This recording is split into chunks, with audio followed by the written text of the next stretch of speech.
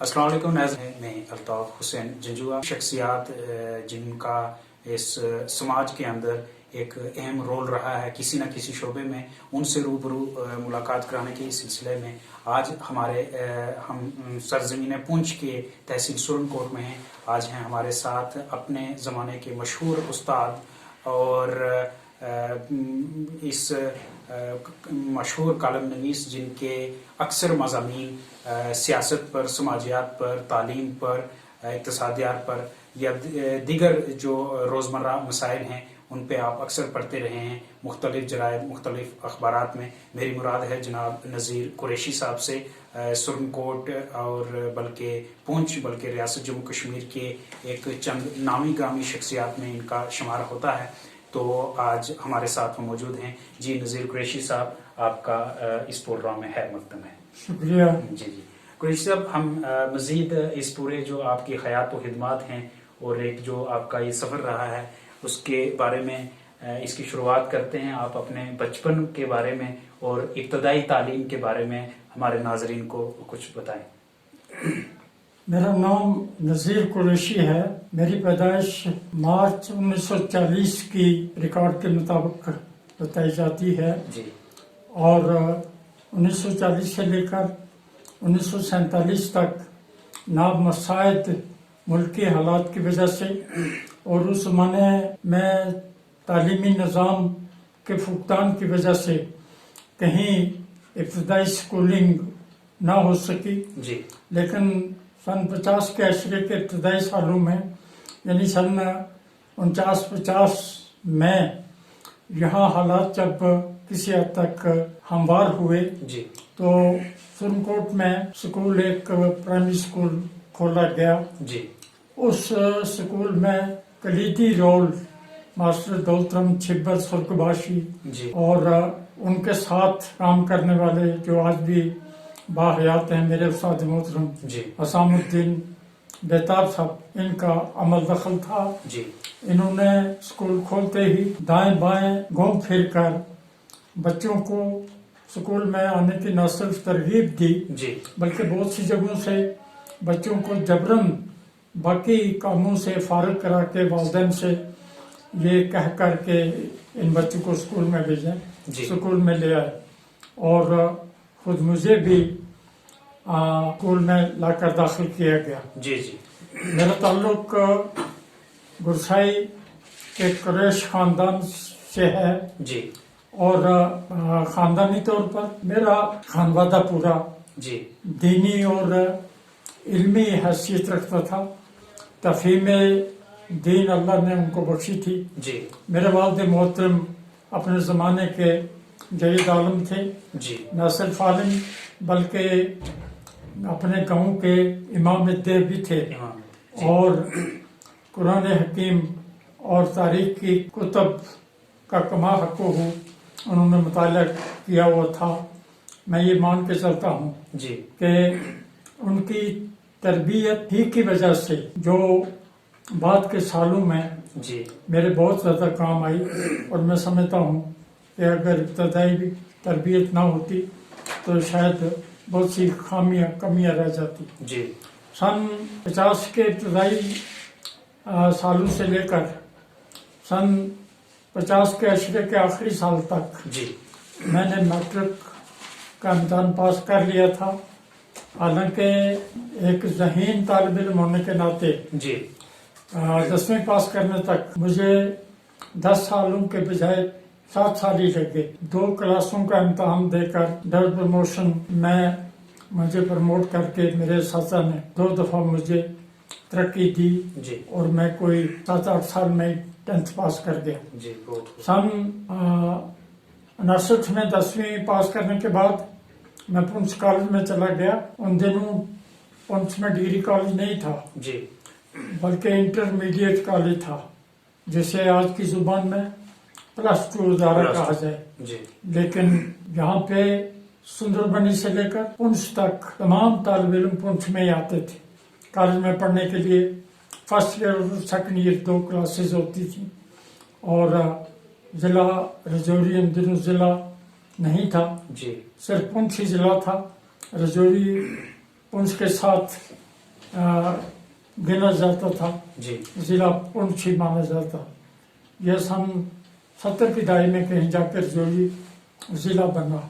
जी जी तो उस ज़माने में 2 साल पुंछ में गुजारने के बाद फिर कस्बे माश के सिलसिला में जी ज़ाती हालात की वजह से मैं नौकरी की तलाश में जब निकला तो कुदरत ने मेरे मुकद्दर में दर्स तदरीस और तालीम व ताल्लुम का माशाल्लाह पेशा जी जी मुकद्दर कर दिया। और मैं मुतमईन हूँ कि शुक्र है उस पाक परवरदिगार का जिसने मुझे इस पेशे से वाबस्ता किया। जी मैं इस पेशे से वफा कर सका या नहीं कर सका ये बात अलग है, लेकिन इतना ज़रूर है कि सन 61 में टीचर होकर रिटायरमेंट तक मैं महकमा तालीम से वाबस्ता रहा। जी मेरी पहली तैनाती लोअर हाई स्कूल हरनी में हुई जी और वहाँ 1.5 साल गुजारने के बाद वहाँ से तब्दील होकर मैं हाई स्कूल सुरनकोट आ गया, जी क्योंकि सुरनकोट तब तक हाई स्कूल बन चुका था। जी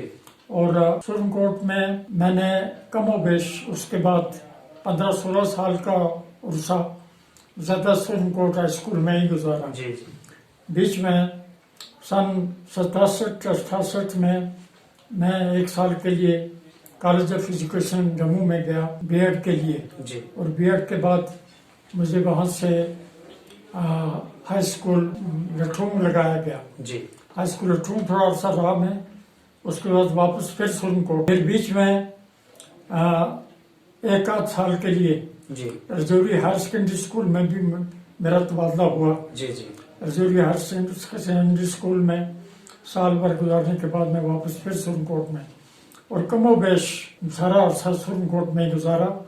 और सन 80 की दहाई के इब्तदाई सालों में जी मुझे एज हेड मास्टर प्रमोट करके लसाना हाई स्कूल में लगाया गया। जी लसाने में 2 साल मैंने दिए और मुझे तसल्ली है कि एज हेड मास्टर लसाना में मैंने अपनी सलाहियतों के मुताबिक डिलीवर करने की कोशिश की जी और मेरा ट्रैक रिकॉर्ड लसाना में बड़ा मिसाली रहा। जी यही वजह है कि उस वक्त के नाज़िम तालीमात ने जी और दूसरे अफसरों ने कहा कि एक हाई स्कूल में ऐसे ऑफिसर को महदूद करने के बजाय फील्ड में लगाया जाए। जी मेरी तकर्री तब्दील करके ब्लॉक ऑफिसर हरनी हुई। जी ब्लॉक ऑफिसर हरनी में 2-2.5 वर्ष रहा।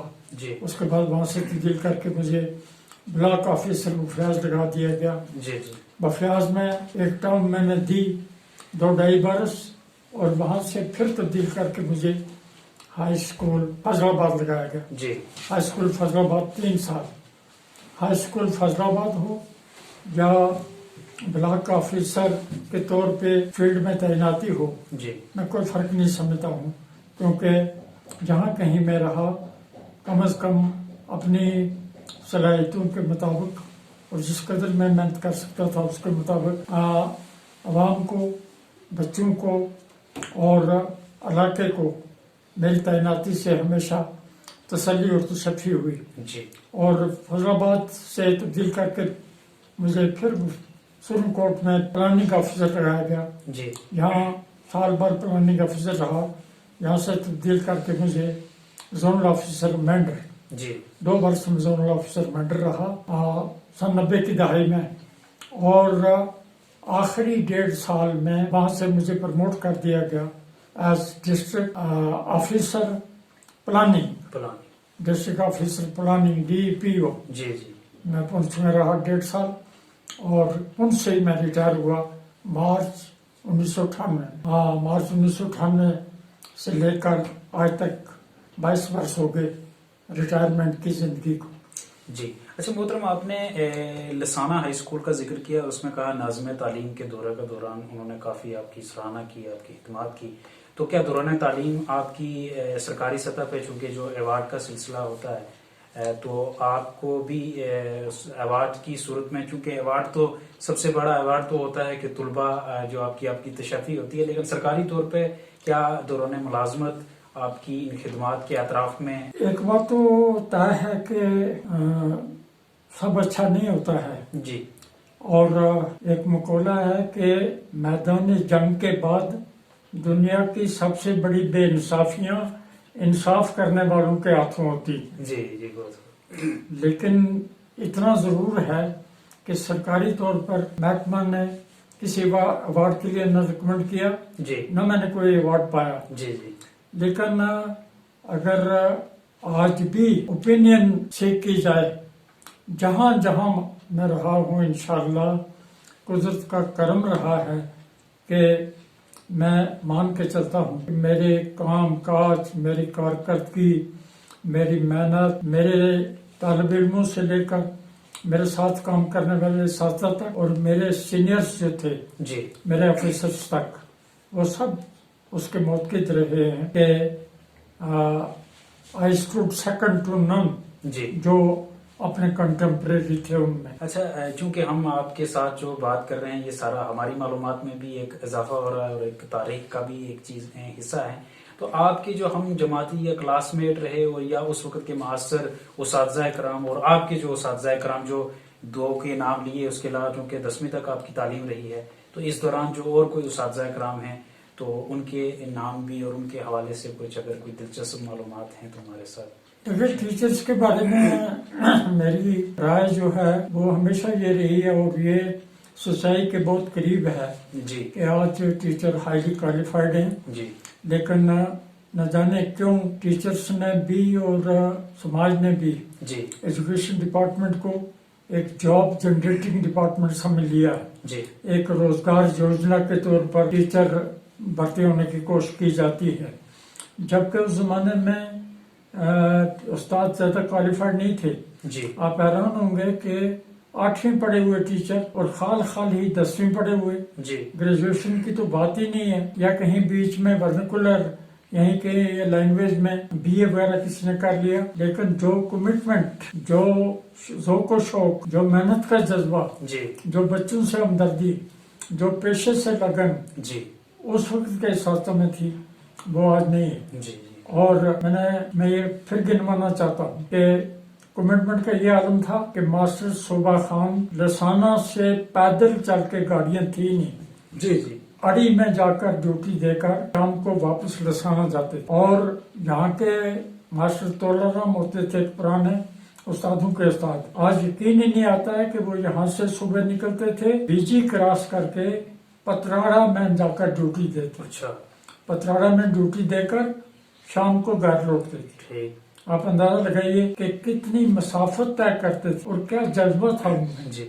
اور نہ صرف یہ کہ جا کے حاضری اپنی لگاتے تھے بلکہ جو بچے ایسے استادوں کے پاس پڑھتے تھے جی وہ بچے ساری زندگی موترف رہے کہ ایسے استاد نہیں ملتے.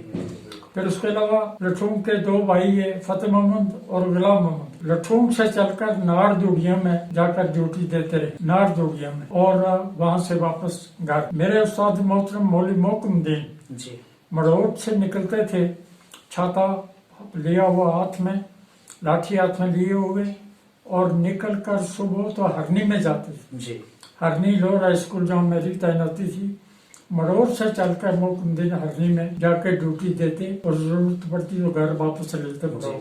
جی اور سانگلا سے ماسٹر غلام رسول یہاں سموٹ سے ماسٹر وزیر محمد جو ماسٹر وزیر محمد نہایت محنتی جی اور نہایت ہی قابل شخص تھے. شیخ عبدالصمد جن کا بیٹا حاجی یاسین آج بھی باحیات ہے. جی شیخ عبدالصمد اپنے وقت کا مانا ہوا شاعر بھی تھا اور مانا ہوا استاد. پھر ماسٹر حمزہ حسین شاہ بخاری جو اس زمانے میں جوان ہی نہیں نوجوان تھے کلر کٹل سے گرسائی سر جاتے تھے. جی گرسائی سر دور ہے کافی اور وہاں جا کر وہ درس تدریس کا کام انجام دیتے رہے. اس طرح سے ماسٹر دولت رام چھبر ہرنی سے سرنکوٹ آتے. جی ماسٹر کندن لال منجاڑی سے سرنکوٹ آتے. تو یہ ٹیچر تھے جن میں زبردست ایک قسم کا عشق کی حد تک جی اپنے پیشے سے ایک ذوق و شوق کا مسئلہ. پھر یہ تو ہائی اسکول میں کالج میں بلکہ اس زمانے میں ضرورت بہت تھی جی नंगे पाँव लड़के स्कूल आते थे और कहीं 5वीं पास करके कहीं 8वीं पास करके कोशिश करते थे कि अगर दाएं बाएं कहीं छोटा मोटा कोई जॉब मिल जाए, नौकरी मिल जाए, की भी कोशिश करते थे। बहुत से बच्चे 8वीं पास करने के बाद लग भी गए, कहीं टीचर लगे, कहीं पटवारी की ट्रेनिंग पर चले गए, कहीं क्लर्क हो गए, लेकिन गुर्बत थी, इंतहाई गुर्बत। उसके बावजूद अल्लाह ने कहते हैं कि जहानत हमेशा झोंपड़ियों में रहने वालों के हिस्से में आती, और यहाँ सब झोंपड़ियों में रहते थे, लिहाजा कुदरत ने उनको जहानत से सरफराज किया था। और ज़हीन तरीन लड़कों में एक नाम बरकत हुसैन का है, जो बरकत हुसैन धुंध के रहने वाले थे, हमारे महमूद जी के चचा, मेरे क्लास फेलो, मेरे भाई, मेरे दोस्त, और एक लड़के के तौर पर जो वक्त से पहले ही पुख्ता कार थे, ज़हीन थे, नमाजों सोम सलात के पाबंद थे, खैर वाफियत और अपनी पनाह में रखे। उसके साथ यहाँ पे पमरोड के अपने सैयद जुनैद हसन शाह साहब इंजीनियर रिटायर हुए हैं, आशिफ हुसैन बुखारी वफात पा गए, वो फॉरेस्ट के मुलाजिम हुए, फिर डेफो रिटायर हुए वो। उसके अलावा यहाँ बिम्बर गली के साथ ही द्राड़ी एक गाँव है, वहाँ से जाकिर थे हमारे क्लास फेलो जाकिर हुसैन, इंतहाई ज़हीन, इंतहाई काबिल लड़का अपने वक्त का, और बहुत गरीब। फिर 65 में वो पाकिस्तान चले गए, वहाँ जाकर डिप्टी सीओ के उहदे से रिटायर हुए। यहाँ पमरोड में राजा न्याज अहमद थे, पमरोड के राजपूतों में से, वो हमारे क्लास फेलो थे। यहाँ से वो पाकिस्तान चले गए, पाकिस्तान जाकर वो डीसी हो गए थे, और फिर पाकिस्तान में और भी बहुत से डिपार्टमेंट्स में मुख्तलिफ ओहदों पर रहे, रिटायर हुए, फिर वफात पा गए हैं न्याज। फिर हमसे 2 क्लास से पीछे थे, लेकिन थे यहीं के, अल्लाह मग़फ़िरत करे, अलफ़दीन तुराबी मदाना के। अलफ़दीन तुराबी एक नाम, एक शख्सियत, एक जहन, एक दिमाग, एक ऐसा शख्स कि जिसकी मिसाल नहीं मिलती। गरीब, इंतहाई गरीब, लेकिन गुर्बत कभी उनके आड़े नहीं आई। वो टीचर हुए, यहाँ टीचर रहे, 65 में पाकिस्तान चले गए, वहाँ जाके उन्होंने हाईली क्वालिफाई हो गए, मदीना यूनिवर्सिटी में रहे कुछ अर्सा, और मुझे ठीक से तरह से तफसील पता नहीं है, वहाँ से भी उन्होंने क्वालिफाई किया। फिर वो पाकिस्तान लौट के बहुत बड़े राइटर, बड़े मुफक्किर, बड़े किताबों के मुसन्निफ, हर लिहाज से वो काबिल शख्स, और कलम के धनी थे, लिखना उनका मिसाल उसकी नहीं मिलती थी। अलफ़दीन तुराबी जिसको कोई लड़का कम्पीट नहीं कर सका, 8वीं में फर्स्ट, 10th में फर्स्ट, और मैथमेटिक्स में इतने काबिल कि 200 में से 200 नंबर लेने वाला यहाँ का जो लड़का था वो अलफ़दीन तुराबी हिसाब में, 200 में से 200। मुझ में और अलफ़दीन तुराबी में इतना ही फर्क था कि मैं लैंग्वेज में उर्दू में और इंग्लिश में, और अलफ़दीन मैथ में मतलब होते तो मुझे वो एक्सेल कर जाते हर चीज़ में। जो मेरे साथ पढ़ने वाले थे, मैं उनमें कम से कम टॉपर रहा हूँ, सिवाय मैथमेटिक्स के, हिसाब नहीं आता था, बाकी सब चीज़ें जो है उनमें मैं टॉपर था, कॉलेज में भी और कॉलेज ऑफ एजुकेशन में भी, और यहाँ पर। कुरैशी साहब, आपने जिक्र किया कि आज का जो मेयार तालीम है, जो आज की वो कमिटमेंट नहीं उसातिज़ा में रही, आज उसातिज़ा सरकारी मुलाजमीन जो हैं मरात भी ज़्यादा हैं, सारा कुछ है, तो क्या आप, चूंकि आज तो तकरीबन बेशतर हर शोबा में यही सूरत हाल है, लेकिन इस कदर उसातिज़ा का मेयार और तालीमी मेयार खासकर सरकारी स्कूलों में कि एक PhD और एक प्रोफेसर एक है अगर कॉलेज का, तो वो भी अपने बच्चे को एक निजी तालीमी इदारे में एक 10वीं या 12वीं पास या इवन फेल उस टीचर से पढ़ाने को अपने बच्चे को तरजीह देता है, तो इसकी क्या वजूहात आप ये देखते हैं? ये अलमिया है जो जिसका जिक्र आपने किया। یہی دکھتی رگ ہے اور اسی کا رونا ہے، اور میرا رونا نہیں رونا ہے یہ سارے گلستان کا. جی آج لوگ کہتے ہیں نا کہ پرائیویٹائزیشن ہونی چاہیے، جی اور حادی یہ ہے کہ لوگوں کو اپنے آپ پہ بھروسہ نہیں. میں اگر مارکے کا ٹیچر ہوں جی تو مجھے اپنے آپ پہ اتنا بھروسہ نہیں کہ میں اپنے بچوں کو خود پڑھاؤں، جی بلکہ یہ کہنا چاہیے کہ میں پڑھاتا ہی نہیں ہوں، جی میں ٹائم ہی نہیں دے سکتا ہوں، مجھ میں وہ کمٹمنٹ ہی نہیں ہے کہ میں اور تو اور کسی پر کیا رحم کروں گا، اپنے آپ پہ رحم کروں، جی اپنے بچوں کو پڑھاؤں.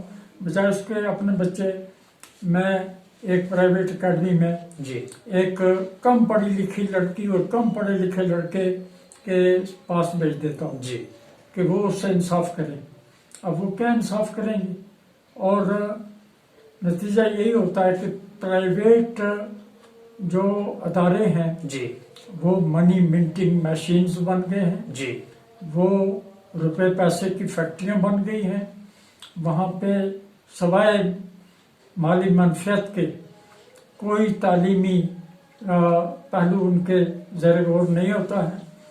اور اس کے بجائے جو سرکاری اسکول ہیں وہاں ڈیٹوریشن ہو رہی ہے، جی دن بدن وہ ادارے زوال پذیر ہو رہے ہیں، اور دن بدن وہاں پہ پڑھنے والے بچے، بلکہ یہ ماننا چاہیے کہ آپ تو سرکاری اسکولوں میں وہی بچوں کو بھیجتے ہیں جو شاید پرائیویٹ اسکولوں میں بھیجنا افورڈ نہیں کر سکتے، ورنہ کوئی بھیجنا چاہتا ہی نہیں. جی ہم نے ہمیشہ کہا کہ یہ آدھا تیتر آدھا بٹیر نہیں رہنا چاہیے، جی یا تو اس کو پورے طور پر پرائیویٹ سیکٹر میں دے دیا جائے ایجوکیشن ڈپارٹمنٹ. اس کے لیے آپ کس کو ذمہ دار مانتے ہیں؟ حل سماج کو، والدین کو، یا حکومت کو؟ میں سب سے زیادہ اس کے لیے ذمہ دار ٹیچر کو مانتا ہوں. جی ٹیچر ذمہ دار ہے، اور سب سے بڑی بات یہ ہے کہ خوف خدا جی اور احساس فرض، جی یہ چیزیں مفقود ہو گئی. اگر فرض شناسی ہو جی اور خوف خدا ہو تو میں کہتا ہوں کہ سماج جو ہے وہ بھی ڈلیور کر سکتا ہے، اسے تعاون لیا جا سکتا ہے، سب کچھ ہو سکتا ہے. لیکن پہلی بات یہ ہے کہ سب سے پہلا کام جو ہے وہ ٹیچر کا، استاد کا. ہاں یہ ٹھیک ہے استاد کے ساتھ بے انصافی ہوتی ہے، جی یہ ٹھیک ہے کہ آج باقی ڈپارٹمنٹ والوں کو جب استاد دیکھتا ہے تو اپنے اور ان میں زمین آسمان کا فرق پاتا ہے. جی لیکن ہم روپے پیسے یا اس مالی اینک سے کیوں دیکھیں؟ جی یہ پیشہ ہی ایسا ہے کہ اس پیشے میں صرف گنوانا ہے، پانا کم ہے. جی اور جو پانا ہے وہ اس دنیا میں بھی اور اگلی دنیا میں بھی اللہ دینے والا. جی جی بہت خوب قریشی صاحب. اچھا ایک چیز ہے، یہ تو ہو گیا آپ کے اس بارے میں، جو کہ ایک نذیر قریشی وہ ہے جس کو جموں کشمیر میں ایک جو ایک حلقہ ہے وسیع، وہ قارئین ہیں، وہ ان کو ایک کالم نویس کے طور پہ بھی جانتے ہیں، مضمون نگار.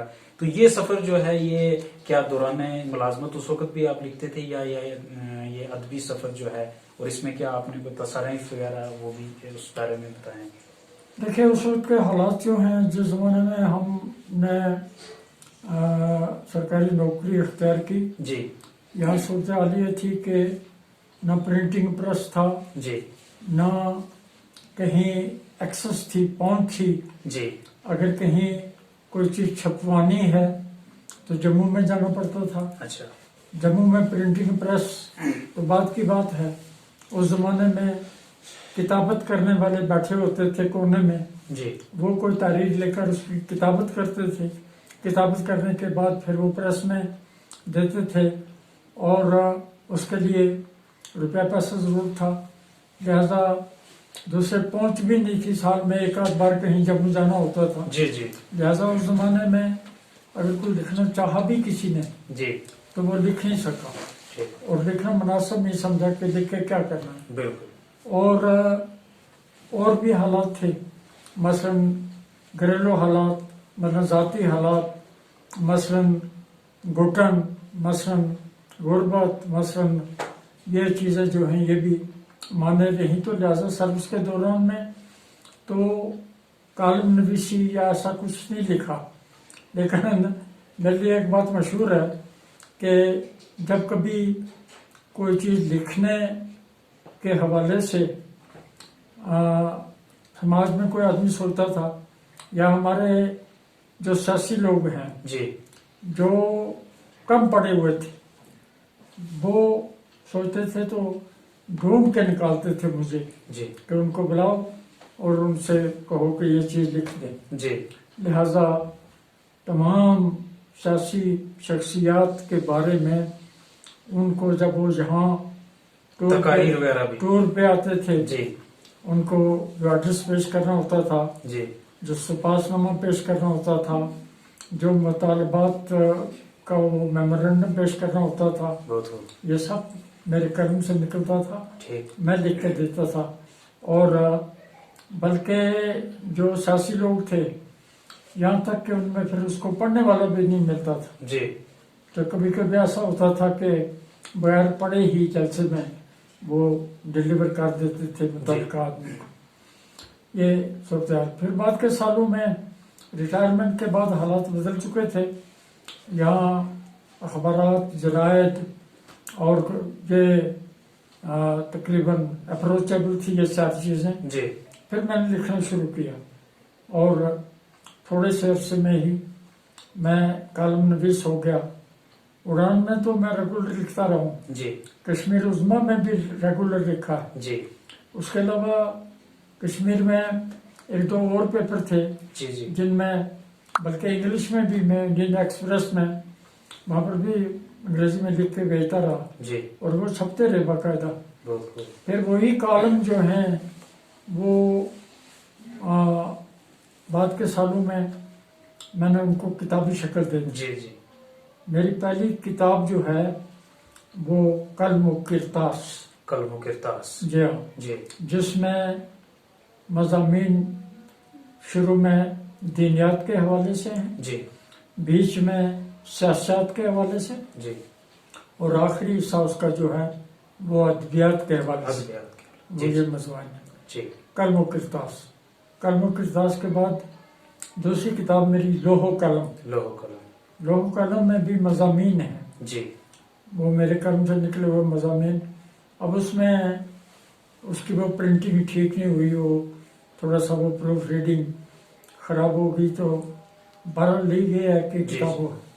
تیسری کتاب شروع میں اس سے پہلے میں نے اپنے والد محترم کا سوانی خاکہ لکھا تھا. جی اس کا نام تھا روح الامین. روح الامین روح الامین.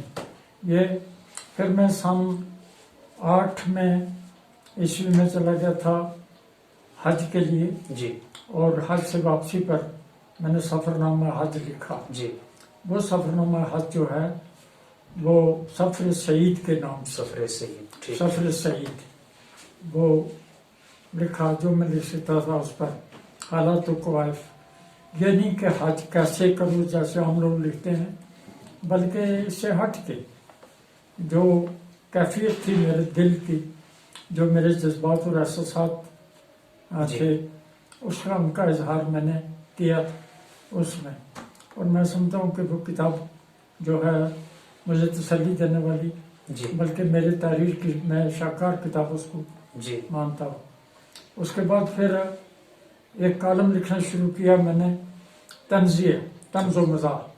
طنز و مزاح شعلہ شرارے کے عنوان سے. جی جی شعلہ شرارے کے عنوان سے جی پچھلے دنوں میں میں نے لکھا کہ شعلہ و شبنم سے میں نے شروع کیا جی شعلہ شرارے تک. جی پھر شعلہ شرارے کے بعد پھر آگ اور انگارے آگ اور انگارے یہ عنوان باندھ کے میں لکھتا رہا.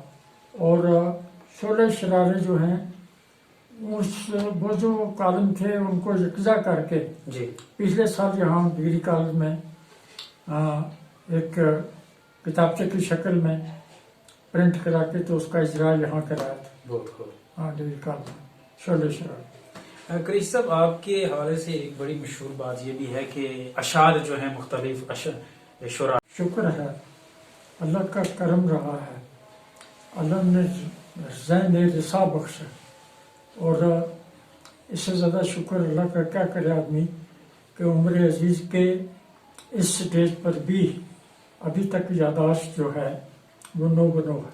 سیاسی سیٹ اپ کے اعتبار سے جی اور مزاحیہ بھی ہے اور کڑوا سچ بھی ہے. جی اور شعر ہے کہ چور اچکوں کی کرو قدر کہ معلوم نہیں معلوم نہیں کون کب کس سرکار میں آ بیٹھے گا. کس سرکار میں آ بیٹھے. جی جی چور اچکوں کی کرو قدر جی کہ معلوم نہیں کون کب کس سرکار میں آ بیٹھے بیٹھے گا. گا. اور ایک شعر ہے کہ نہ ہو احساس تو سارا جہاں ہے بے حس و مردہ. بے حس و مردہ. گداز دل ہو تو دکھتی رگیں ملتی ہیں پتھر میں. پتھر میں. گداز دل ہو تو دکھتی رگیں ملتی ہیں پتھر میں. بہت ہاں. اور سیاسی جو ہے وہ اکبر الہآبادی کا کہ قوم کے غم میں ڈنر کھاتے ہیں حکام کے ساتھ. حکام کے ساتھ. رنج لیڈر کو بہت ہے مگر آرام کے ساتھ. آرام کے ساتھ. قریشی صاحب یہ جو خاص کر ہم سرحدی ضلع پونچھ کی بات کریں یہاں اتنے دہائیوں سے آپ اس پہ لکھتے بھی رہے ہیں. سیاسی اعتبار سے کیا جو پونچھ ہے یا ہمارا سرن کوٹ ہے سیاسی طور پہ یہ جو ہمارا طبقہ ہے یہ جو ہمارا معاشرہ ہے کیا ہم پھر پنجاب ان ریپرزینٹیڈ رہا ہے. جی یہاں جو لوگ سیاست میں آئے جی وہ ان کی اپنی مجبوری تھی جی کہ سیاسی شعور اور جو صلاحیتیں ان میں ہونی چاہیے تھی اور جن کو بروکار لا کر وہ خدمت خلق کا حق ادا کر سکتے تھے جی وہ نہیں تھی. یہی وجہ ہے کہ 47 میں جموں کشمیر کے 3 ضلع جو ہیں وہ پسماندہ مانے جاتے تھے. جی ایک ضلع پونچھ, جی ایک ڈوڈا, جی ایک لداخ. لداخ.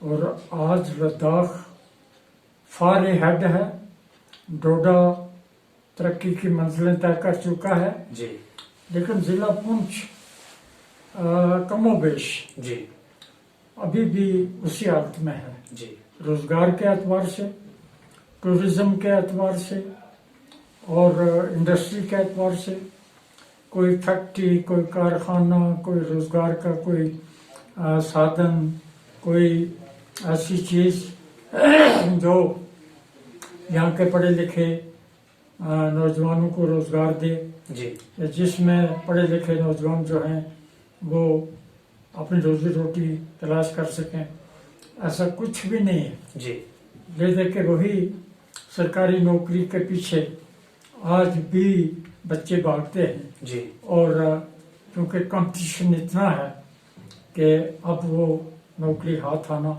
ایک کر درد والا معاملہ ہو گئی. جی اور اس میں سیاسی لوگ جو ہیں وہ ڈلیور نہیں کر پائے. ٹھیک. بلکہ یہ ماننا چاہیے کہ سیاسی لوگوں نے ہمیشہ ضلع پونچھ کو اور خطہ پیر پنجاب کو ووٹ بینک کے طور پہ استعمال کیا. ٹھیک. صرف ووٹ بینک کی سیاست. ٹھیک.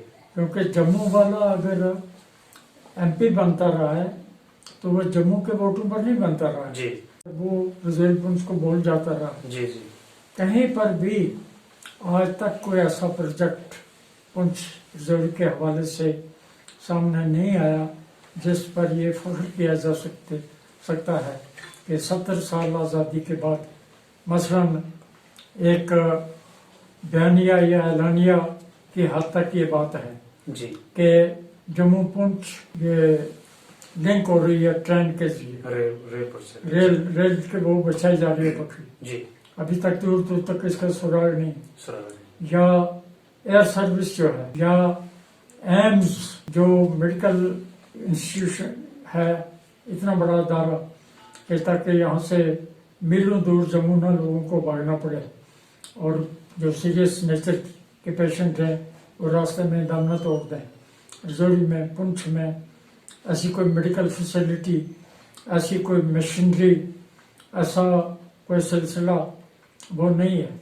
پھر انڈسٹریز کے اعتبار سے جی کہ کوئی کارخانہ، کوئی ہائیڈل پروجیکٹ جی جس سے بجلی جو ہے وہ بھی فراہم ہو اور لوگوں کو روزگار بھی ملے، وہ نہیں ہے. حالانکہ پانی کی کمی ہمارے پاس نہیں ہے. جی اور میں کہتا ہوں کہ پیر پنجال سے نکلنے والے اس دریائے سرن پہ اگر چھوٹے ہائیڈل پروجیکٹ لگائے جائیں، یہ نوری شام کا مقام، یہ بیرم کلا کا مقام، جی یہ جگہ اگر ڈیولپ کی جائیں اور ہائیڈل پروجیکٹ یہاں ایک اس پہ کام کیا جائے تو کتنے لوگوں کو روزگار بھی مل سکتا ہے. بالکل. اور صحت کے اعتبار سے بھی کتنے لوگوں کو یہ جگہ اٹریکٹ کر سکتی ہیں. اور پیر پنجال کی ڈوکیں بیکیں اور اس کے صحت افزا مقام ایسی جگہ ہیں، اور اس کی لیکس جو ہیں جو 7 سسٹر لیکس کہلاتی ہیں، جی نندن سر، باغ سر، کٹوریا سر، کال دچنی، گنگ سر وغیرہ، جی یہ آج تک ٹورزم ڈپارٹمنٹ کی آنکھوں سے اوجھل ہے اور اس طرح توجہ نہیں دی. دے کے ہمیں مفتی محمد سعید صاحب نے ایک مول روڈ کے حوالے سے ایک ٹافی ہمیں وہ دی. آخر میں کیونکہ ایک تعلیم جو تعلیم کا آج جو اس پیشے سے جڑے ہیں درس و تدریس سے، ان کے لیے آپ کا مختصر پیغام، اور خاص کر کیونکہ سیاست و تعلیم دونوں انتہائی اہم شعبہ جات ہیں، اور ان میں اگر اچھے لوگ ہوں گے تو اسی وجہ سے مجموعی طور پر کسی بھی خطہ کی یا علاقہ کی یا قوم کی ترقی ہو سکتی ہے. تو اس میں دلچسپی رکھنے والے ان دونوں شعبہ جات میں آپ اپنے تجربات کے تناظر میں ان کے لیے کیا پیغام ہوگا؟ دیکھیں، اساتذہ کے لیے اگر صرف نام کی حد تک اس کو پیغمبرانہ مانا جائے تو ہم گناہ کبیرہ کے مرتکب ہوتے ہیں اگر اس سے کھلواڑ کریں. جی جی.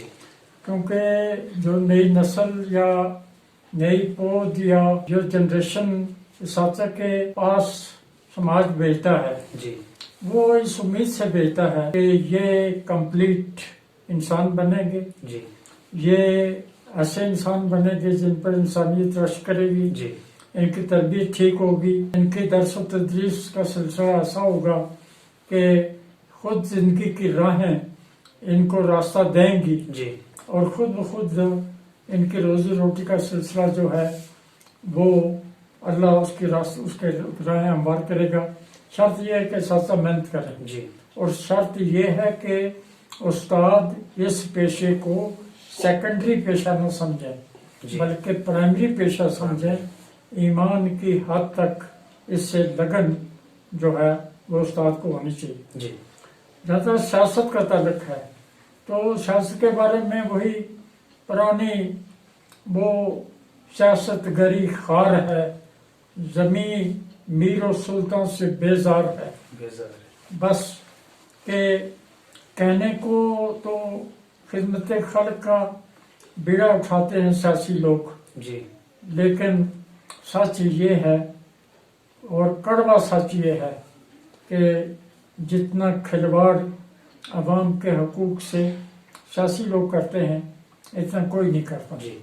چاہے وہ کچھ بھی دعویٰ کریں، لیکن they are fail to deliver خطہ پیر پنجال میں آج تک، اور آگے بھی کوئی امید نہیں ہے. جی. وہ لوگ اور تھے جو فقیرانہ، میں کہتا ہوں کہ دن رات ایک کر کے خدمت خلق کا جذبہ لیے اور لوگوں کے حقوق کی بات کرتے اور لوگوں کو راحت پہنچانے کی بات کرتے تھے.